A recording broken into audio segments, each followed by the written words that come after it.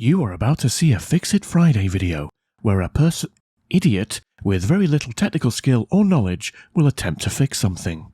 This is not a how-to video, and is likely to be factually incorrect, and at times dangerous. Please don't copy Kip, and see this video for limited entertainment purposes only. Roll titles.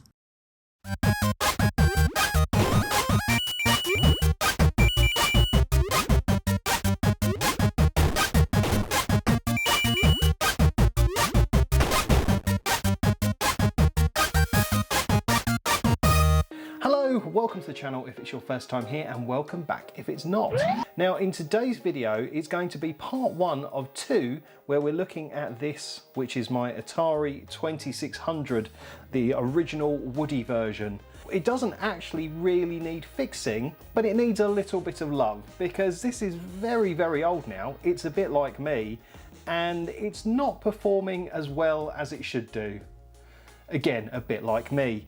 And I'm going to be doing some work on this to make it work at its absolute best for a console of its age.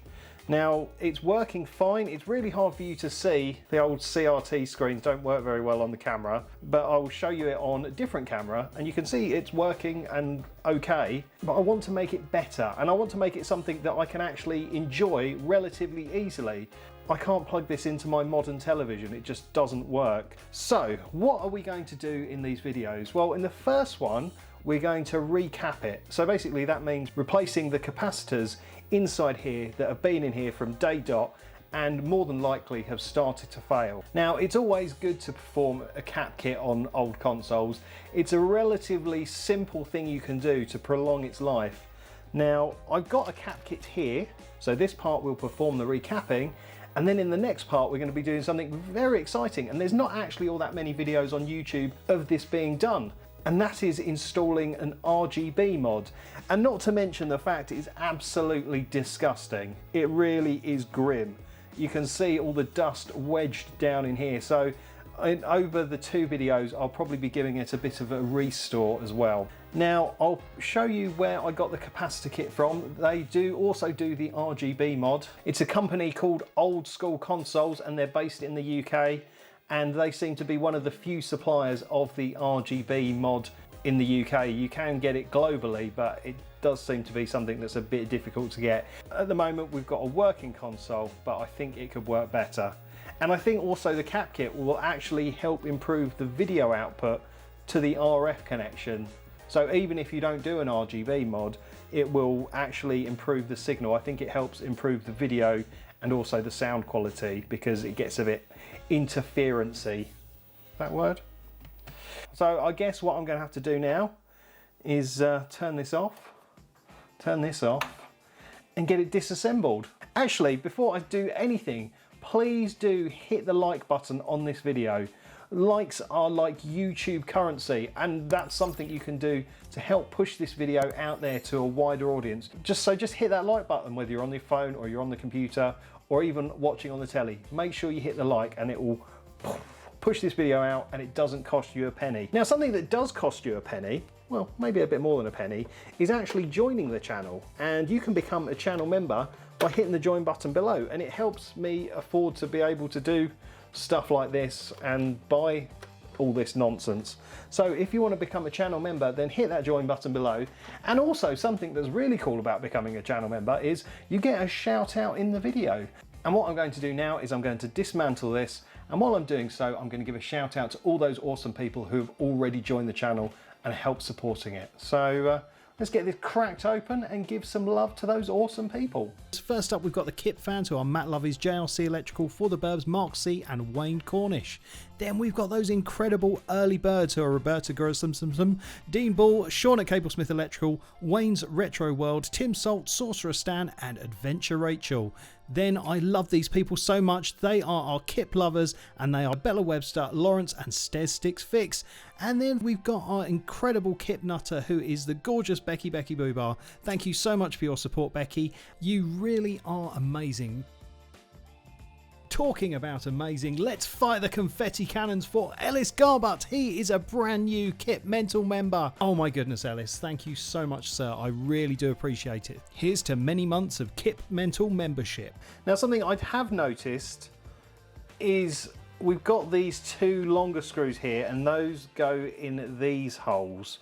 The ones up here and there have these slightly shorter screws. So that's definitely something worth noting because they're not all the same size. Right, here we go. Oh my God, this thing's really disgusting inside too. I mean, that looks great. That bit looks really awesome, but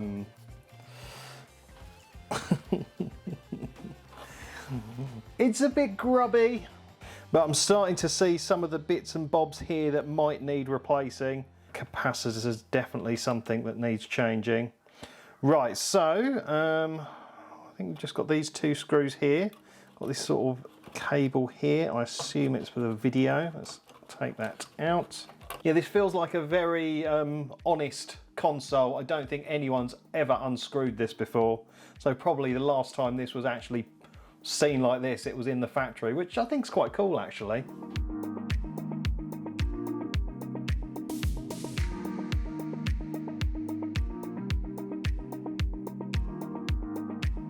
Now, something that is interesting about this console is the RF cable is actually all inbuilt, and the one that comes with it has been absolutely destroyed and patched up several times.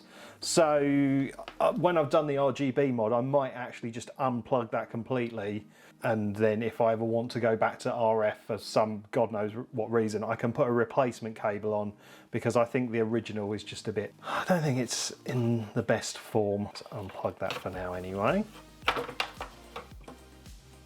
So this is the PCB with all the switches on. It's pretty disgusting. But yeah, it's so honest and old, isn't it? I love it.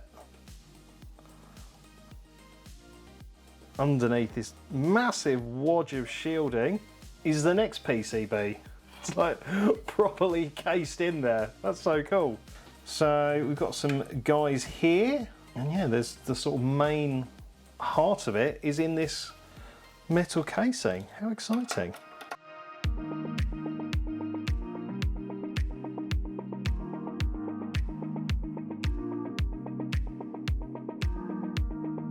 Love it.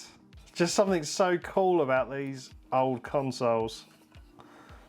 Oh, there's even more screws. They're just so well made, aren't they?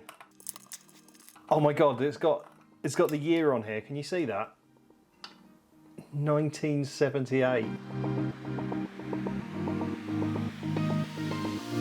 There it is. There's the board. We've got some sort of dials here. I'm not going to touch those because I assume there's something to do with the tuning and maybe the sync.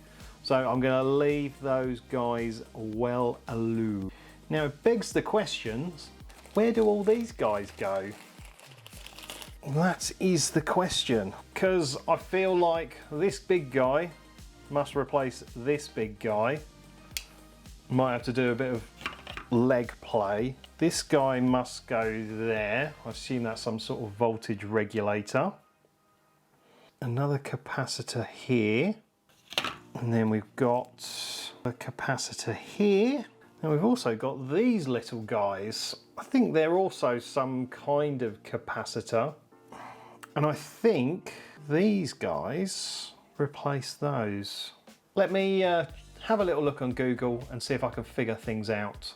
Okay, so I've done a little bit of research and it's making a little bit more sense now. So it seems that on the early models like this one, there were two types of board. There was the 2600 and this one, which I think is the 2600A. So depending on what board you have, it makes a bit of a difference as to what goes where. I was right that these sort of standard capacitor guys replace the ones that are around the board, which is fairly straightforward, but I wasn't entirely sure about the other components. So we've got these little guys, which have got the marking 821 on them, and these are 820 PF, not sure what PF, something farad, capacitors. And on my board, they go at locations C206 and C207, which is here.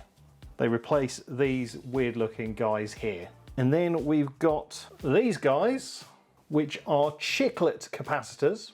And on my board, they replace what's at C241 and C242. And these are 0.022 UF. Again, don't know what that is. But those replace this guy here and this guy here. Obviously the capacitors are the right values, but they are slightly different. These go through and these have the legs at the bottom. So I'm gonna have to jiggle things around. And also because of the mod that I'm doing, stuff happens with these chips. So I've got to try and bear that in mind. But I think how I'm gonna start is I'm gonna replace the capacitor on here, and then do the voltage regulator on here. So I think what I'll do is I'll get the microscope in so you can see a little bit better what I'm doing, and we'll start replacing the capacitors.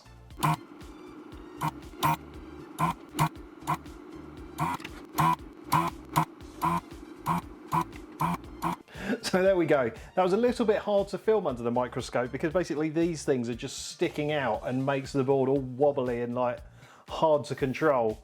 But so we've removed the big capacitor there, the voltage regulator there, and the capacitor there.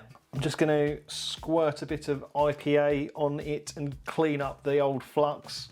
Then we'll put some nice new fluxy stuff on. The voltage regulator seemed to have some sort of thermal paste underneath it, so I've got a bit of thermal paste, so I'll stick a bit of that on the replacement one underneath so the thermalness still happens. Right, let's quickly clean this old thermal compound off. Put the new regulator in. Didn't put the thermal compound underneath it. Silly Billy.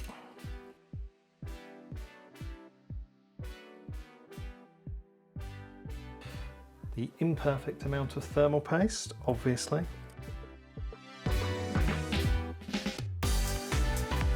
There we go, so new voltage regulator is on the board. And now we've just got to solder those pins on. A little bit of flux, we can make it through the night.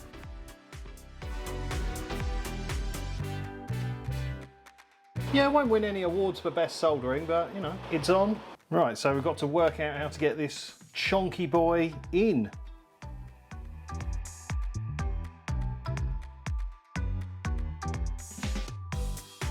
Yeah, it's not the best, but kind of what we're going to have to do.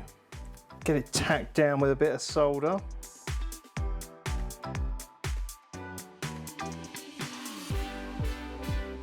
Now, something that's really important to note about these capacitors, which I should have mentioned a bit earlier, but hopefully you know this anyway. So if you look on them, they've got a negative mark in there.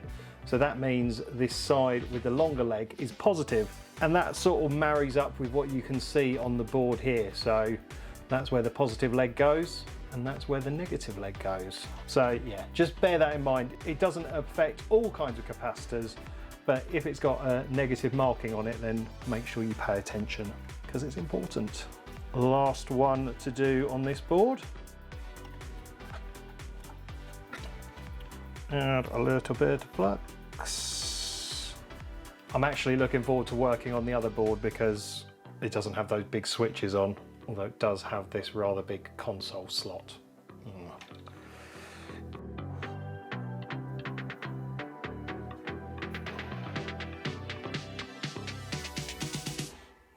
There we go, pretty pleased with that. It's a little dribble of IPA. Cotton bud. Remove that excess flux. And then snip snip with the old legs. I'd say that's better than factory.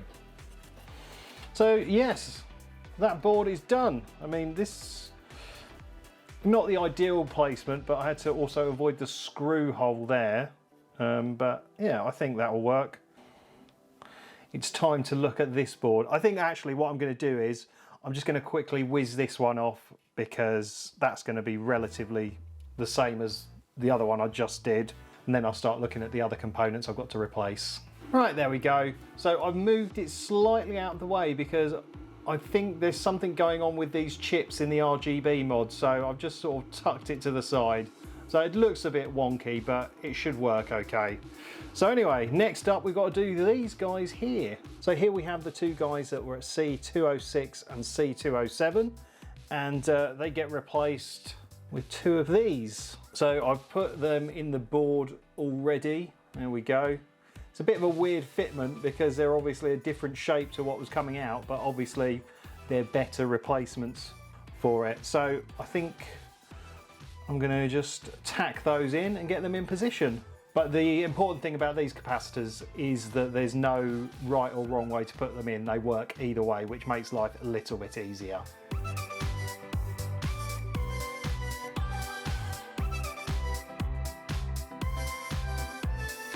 Right, quick clean up.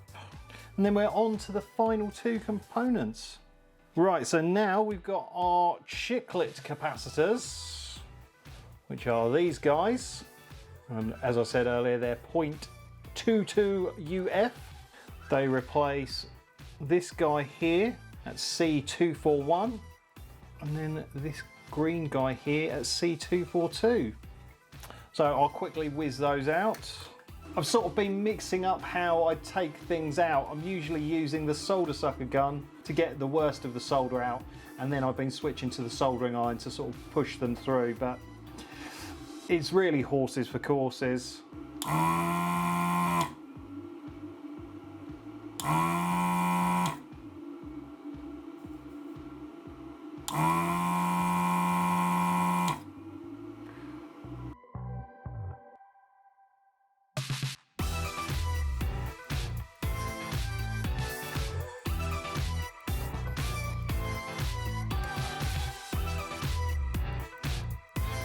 And just got to take this little green guy out.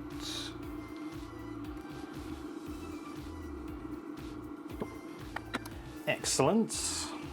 Now my only concern, that's quite the gap, isn't it, between there and there?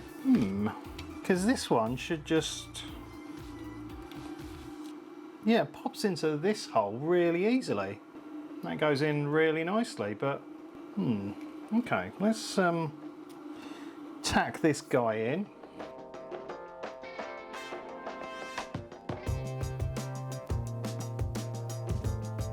I'm genuinely not sure what I'm going to do.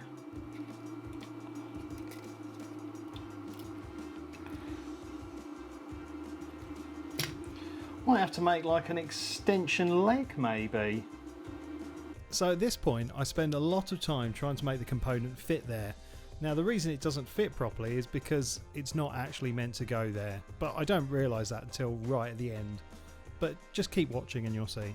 Right, okay, what I'm going to do now is I'm going to get it back together enough to test it. I'm not going to put it fully back together because I've got to take it apart to do the RGB mod on it.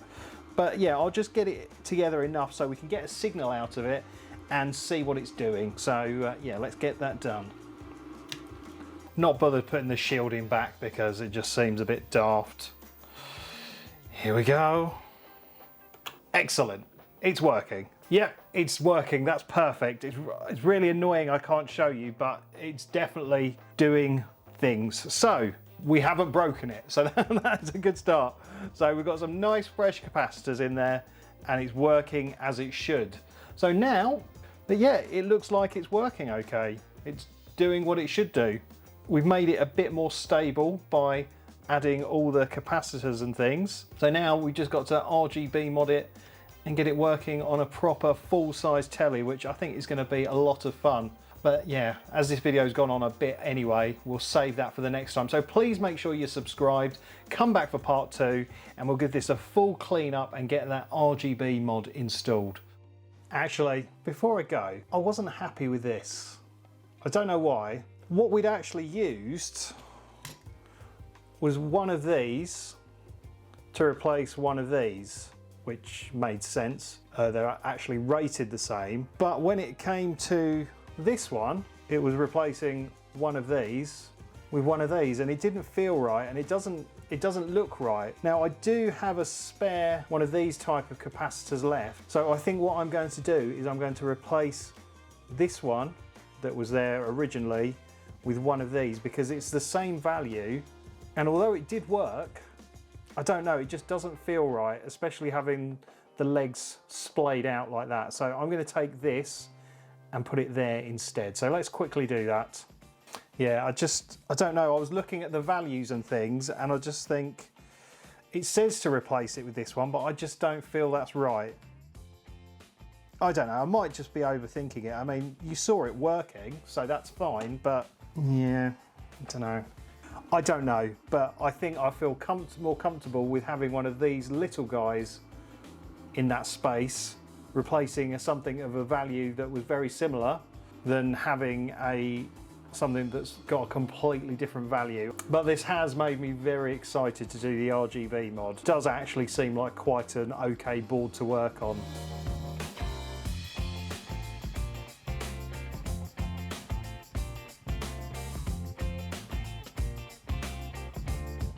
Perfect, much happier with that. Well, I guess that's definitely the end of the video, and then we can continue in part 2 with the RGB mod. So thank you so much for watching. Don't forget to like and subscribe, but for now, it's game over.